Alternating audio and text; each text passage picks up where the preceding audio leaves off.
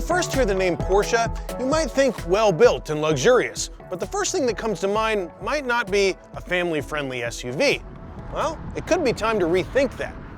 Hi, I'm Travis from Edmunds. We painstakingly test and review hundreds of cars, trucks, and SUVs each year, while CarMax buys, sells, and expertly appraises thousands upon thousands. We've combined forces, using our testing knowledge with CarMax's experience to help you make the right choice for your next car. And if your next car happens to be a luxury SUV with some go-fast bits and a Porsche badge, turns out that could be a pretty fun decision. For more information on the Porsche Cayenne and all of its rivals, click the link in the description below. And if you want more videos like this, be sure to subscribe to the CarMax YouTube channel. This is the Porsche Cayenne. It was Porsche's first entry into the SUV world, and it was redesigned back in 2019, so you get what we've got here, a 2019 Cayenne. It offers high-performance driving thrills and luxurious interior appointments, along with all the stuff you'd expect from a family SUV, like space enough for cargo and passengers. You might have a hard time telling the difference between a 2018 and a 2019 model, but I promise you, this is a redesigned vehicle. If you look closely, you can spot some of the differences, like new headlights, new taillights, wider wheels and tires, and there are a number of new powertrains under the hood. This one, the base version, comes with a 3-liter V6 that's no slouch, but there are 3 other available powertrains for 2019. Unfortunately, if you want to wait for the high-performance GTS model, you have to wait until later years. But Porsche isn't the only luxury automaker that has a family SUV with several engine options. There are lots of competitors out there, and we want to see how this one stacks up. So let's take a look inside and get it out on the road to see how it performs. Let's talk about the elephant in the room, cargo space. You might be thinking a luxury SUV with the heart of a sports car, it's probably got cargo space issues, right? Well, you'd be correct. The Cayenne only has about 60 cubes of cargo space with the seats folded flat, which doesn't even compete with a compact Honda CR-V, which has 75 cubic feet of cargo space. Look, it's not nothing. You can still fit some large items back here, but it doesn't really compete with class rivals.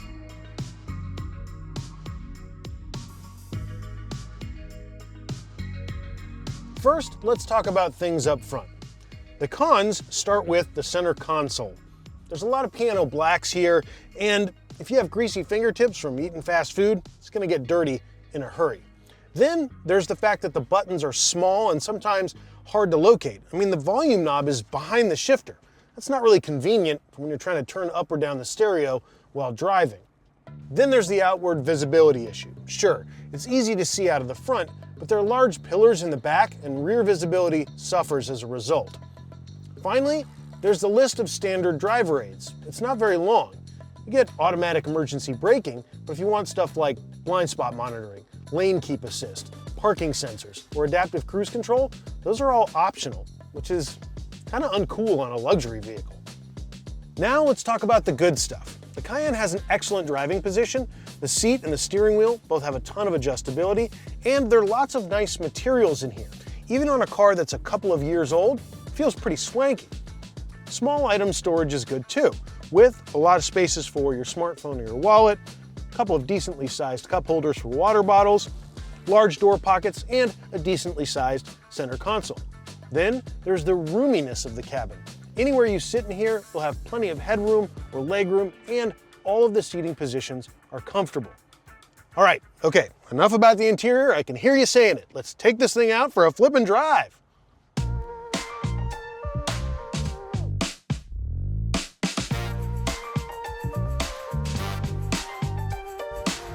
If you're expecting a sporty driving experience from the Cayenne just because it's got a Porsche badge on the nose, well, you're in luck, because that's exactly what the Cayenne provides.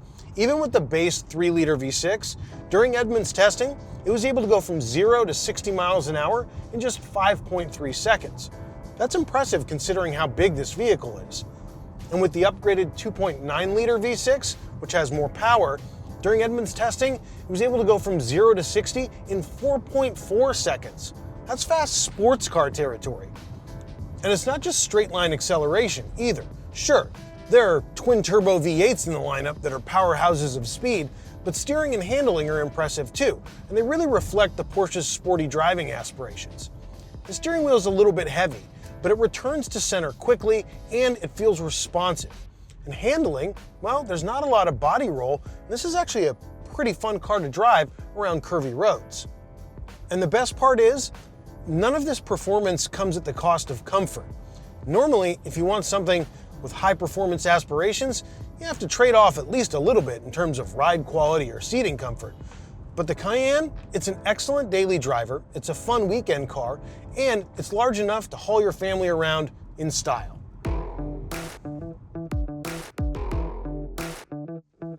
Let's stop for a moment and talk about tech. In the Cayenne, you get this large 12-inch screen that's crisp and has excellent graphics. It's easy to read even in harsh sunlight.